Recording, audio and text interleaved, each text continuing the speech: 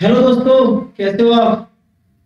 स्वागत है आपका अपने YouTube चैनल एंडीवर क्लासेस में। तो आज अपन पढ़ने जा रहे हैं रिफ्लेक्शन ऑफ लाइट।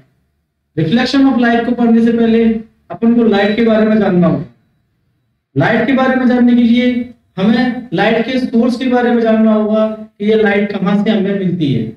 तो इस लाइट के सोर्स के बारे में अगर मैं स्टडी करने जाता हूँ तो मुझे ऑब्जेक्ट मिलता है।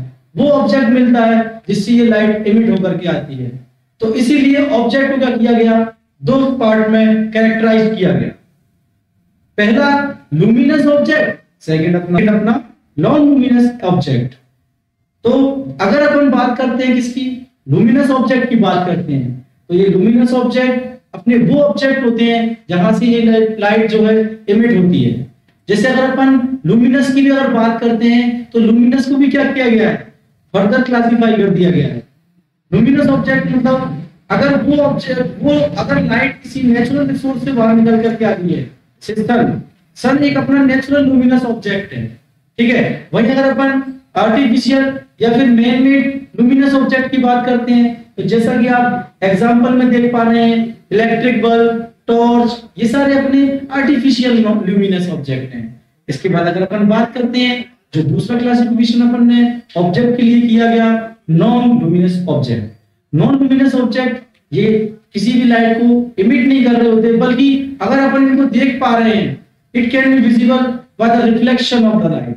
लाइट इन पे पड़ती है, रिफ्लेक्ट होती है, बाउंस बैक होती है, इसके बाद हमारे आईज के अंदर जाती है और रेटिना पे हमारी इमेज बना रही होती है। तो ऐसे हम इन नॉन लुमिनस ऑब्जेक्ट को हम देख पाते हैं, ठीक है। इसके बाद अगर अपन बात करते हैं तो जो आज का हमारा इंपॉर्टेंट टॉपिक है कि reflection of light. Reflection of light की अब अपन को बात करनी है। देखो क्या होता है कि जैसा अपन ने शुरुआत में पढ़ लिया था लाइट के बारे में कि लाइट को अगर अपन देख चाहते हैं कि लाइट अपन को मिले तो उसके लिए अपन को ल्यूमिनस ऑब्जेक्ट की जरूरत पड़ी और ल्यूमिनस ऑब्जेक्ट के बारे में हमने स्टडी कर ली, ठीक है। लाइट आ गई, बट लाइट क्या कर रही है, एक इंपॉर्टेंट बात, लाइट करती है ट्रेवल करती है अलोंग स्ट्रेट पाथ। ये स्ट्रेट पाथ को फॉलो करते हुए ट्रेवल कर रही होती है, ठीक है बेटा। अगर अपन लाइट रेस की बात कर रहे होते हैं तो ये क्या करती है, किसी भी सरफेस पे पड़ती है, किसी भी ऑब्जेक्ट पे पड़ती है और पड़ने के बाद बाउंस बैक कर रही होती है, ठीक है। लाइट किसी भी ऑब्जेक्ट पे पड़ी, पड़ने के बाद बाउंस बैक हुई, मतलब क्या हुआ, लाइट का रिफ्लेक्शन हुआ। जैसे मैं आपको एक बार बोर्ड पे ही बता देता हूं। सपोज करो कि ये मेरा क्या है, ये कोई प्लेन सरफेस है, कोई भी लाइट मेरी आएगी, इस पे इंसिडेंट करेगी। इंसिडेंट करने के बाद में क्या हुआ, ये लाइट क्या कर जाएगी, बाउंस बैक कर जाएगी, बाउंस बैक कर जाएगी, ठीक है। अगर ये साइड वन साइड से क्या है अपनी पॉलिश्ड है या फिर कलर्ड है तो अपनी क्या है, ये लाइट मतलब इस पे पड़ेगी और बाउंस बैक कर जाएगी, ठीक है। बाउंस बैक करेगी, इसके बाद में क्या होगा, यहां से बाउंस बैक करने के बाद में ये रिफ्लेक्ट हो जाएगी, ठीक है। तो ये जो अपना कॉन्सेप्ट हुआ लाइट का, ये हुआ अपना रिफ्लेक्शन ऑफ लाइट, ठीक है। इसी बाउंस बैक को हमने क्या बोला, रिफ्लेक्शन ऑफ लाइट बोला। इस रिफ्लेक्शन ऑफ लाइट को और अच्छे से एक्सप्लेन किया गया एक लॉ के साथ जिसका नाम है law of reflection. Law of reflection ने इसको और अच्छे से एक्सप्लेन करने में हेल्प कराई कि इसमें हमने जाना कि अगर कोई भी लाइट इंसिडेंट हो रही है, कोई भी लाइट अगर इंसिडेंट कर रही है किसी भी ऑब्जेक्ट पर तो वो रिफ्लेक्ट कर रही है, बाउंस बैक कर रही है, बट क्या हम उसको कैलकुलेट कर सकते हैं, क्या उसको हम अपने अकॉर्डिंग कंट्रोल कर सकते हैं। उसके लिए हमने उसके नेचर के बारे में पढ़ा। उसके नेचर के बारे में जब हमने जाना कि अगर कोई भी लाइट हमारी किसी भी स्मूथ सरफेस पे गिर रही है, कोई भी लाइट अगर हमारी किसी स्मूथ सरफेस पे से गिर रही है तो एक अगर जो मैंने एक प्लेन मिरर लिया है उस पे मुझे परपेंडिकुलर पहले एक नॉर्मल एक्सिस डालना पड़ेगी। इसको मैंने क्या नाम दिया, नॉर्मल एक्सिस। तो लॉ ऑफ रिफ्लेक्शन बोलता है कि मेरी जो इंसिडेंट रे हो, जिसको मैं आई आर से रिप्रेजेंट कर रहा हूं, जो मेरी इंसिडेंट रे किसी भी सरफेस पर किसी एक पॉइंट से, जहां मैंने परपेंडिकुलर नॉर्मल एक्सिस ड्रॉ किया हुआ है, उस पॉइंट से जब रिफ्लेक्ट करती है तो इंसिडेंट रे नॉर्मल के साथ में एक एंगल बनाती है। इंसिडेंट रे नॉर्मल के साथ में एक एंगल बना रही होती है जिसे हम बोलते हैं इंसिडेंट एंगल और जिसे हम आई से रिप्रेजेंट करते हैं, ठीक है बेटा। इसके बाद ये हमारी इंसिडेंट रे हो गई। तो ये हमारी क्या हो गई बेटा, ये हो गई हमारी रिफ्लेक्टेड रे, जिसे हमने आर से रिप्रेजेंट किया।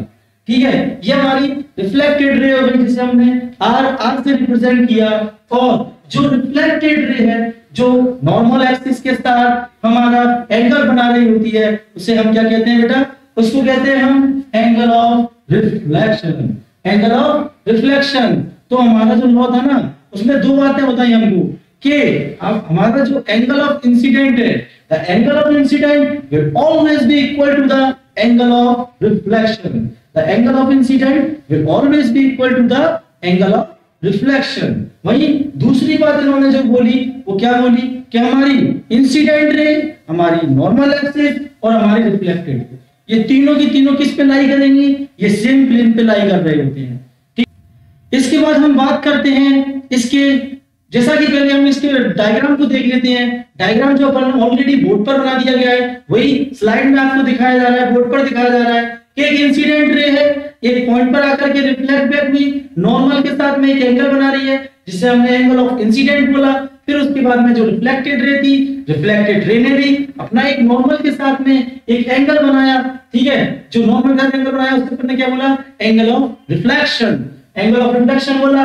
और यही सारी चीज इसके दो टाइप अपन, दो पॉइंट्स अपन ने पहले ही रीड कर लिए कि जो दोनों एंगल्स इक्वल होंगे और जो तीनों लाइन सेम प्लेन पे लाई करेंगी। इसके बाद अगर अपन बात करते हैं तो इसके टाइप्स के बारे में बात कर देते हैं कि रिफ्लेक्शन के टाइप क्या क्या बन सकते हैं। रिफ्लेक्शन के टाइप की अगर अपन बात करेंगे तो रिफ्लेक्शन के टाइप में पहला टाइप आता है अपना रेगुलर रिफ्लेक्शन का। रेगुलर रिफ्लेक्शन को क्या हो रहा होता है बेटा, रिफ्लेक्शन जो रेगुलर रिफ्लेक्शन जो हो रहा होता है वो अपना एक स्मूथ सरफेस से होता है। किससे होता है बेटा, एक स्मूथ सरफेस से हो रहा होता है, एक स्मूथ सरफेस से हो रहा होता है ये स्मूथ सरफेस। ठीक है, तो स्मूथ सरफेस पे क्या होता है, जब number of incident line, number of, पहले हमने लॉ ऑफ रिफ्लेक्शन में सिर्फ एक इंडिविजुअल इंसिडेंट लाइन की बात की थी, बट इसमें क्या है कि जब number of incident line parallel किसी भी स्मूथ सरफेस पे गिरती हैं तो क्या कर रही होती हैं, जब वो रिफ्लेक्ट बैक हो रही होती हैं, जब रिफ्लेक्ट बैक हो रही होती हैं, जब वो रिफ्लेक्ट करा रही होती है किसी एंगल के साथ में, किसी एंगल के साथ में जब वो रिफ्लेक्ट करा रही होती हैं तो वो ऑलवेज पैरेलल निकलती हैं, ऑलवेज एक दूसरे से पैरेलल रिफ्लेक्ट करती हैं। वही अगर अपन बात करते हैं किसकी, इसके बाद जो दूसरा टाइप है वो है हमारा डिफ्यूज रिफ्लेक्शन। डिफ्यूज रिफ्लेक्शन में क्या होता है, बस एक चेंज हो जाता है, इसमें इर्रेगुलर सरफेस आ जाती है। क्या आती है बेटा मेरी, इर्रेगुलर सरफेस आ जाती है, इसमें अपनी इर्रेगुलर सरफेस आ जाती है। ठीक है बेटा, इर्रेगुलर सरफेस में क्या होता है कि जितनी भी अपनी क्या होती है, नंबर ऑफ इंसिडेंट लाइन क्या होती है, पैरेलल तो एक्ट कर रही होती है उस सरफेस के ऊपर, उस सरफेस के ऊपर क्या कर रही होती है, पैरेलल तो एक्ट कर रही होती है। ठीक है, इसको अपन और क्या बोल सकते हैं, रफ सरफेस भी बोल सकते हैं। क्या बोल सकते हैं बेटा, इसको अपन रफ सरफेस भी बोल सकते हैं। ठीक है बेटा, तो जब number of incident line parallel इस सरफेस पे एक्ट कर रही होती हैं तो जो इनका रिफ्लेक्टेड रे है, जो नंबर ऑफ इंसिडेंट की, तो इनकी जो रिफ्लेक्टेड रे हुई वो इन एनी डायरेक्शन कहीं भी जाएंगी, लेकिन एक चीज हमेशा सिमिलर होगी उसमें भी, एंगल ऑफ इंसिडेंट और एंगल ऑफ रिफ्लेक्शन। क्यों, क्योंकि जिस पॉइंट पे ये अपनी एक्ट करेंगी उस पॉइंट पे सरफेस के परपेंडिकुलर ही नॉर्मल एक्सिस जाएगी, उस पॉइंट पर सरफेस की परपेंडिकुलर ही नॉर्मल एक्सिस जाएगी। तो एंगल ऑफ इंसिडेंट और एंगल ऑफ रिफ्लेक्शन तो सेम रहा, बट ये इंसिडेंट रेज जो पैरेलल गई वो पैरेलल रिफ्लेक्ट नहीं हुई, वो इन एनी डायरेक्शन क्या हुई, रिफ्लेक्ट हुई। ठीक है बेटा, ओके फ्रेंड्स, तो आज अपन ने रिफ्लेक्शन पढ़ा, रिफ्लेक्शन के बारे में जाना। अब इसके आगे के टॉपिक हम नेक्स्ट वीडियोस में लेकर के आएंगे, तो हमारे साथ बने रहिए, चैनल को सब्सक्राइब कीजिए, लाइक कीजिए एंड शेयर कीजिए। मिलते हैं नेक्स्ट वीडियो में नए टॉपिक्स के साथ, एक अच्छे कंटेंट के साथ। Okay bye.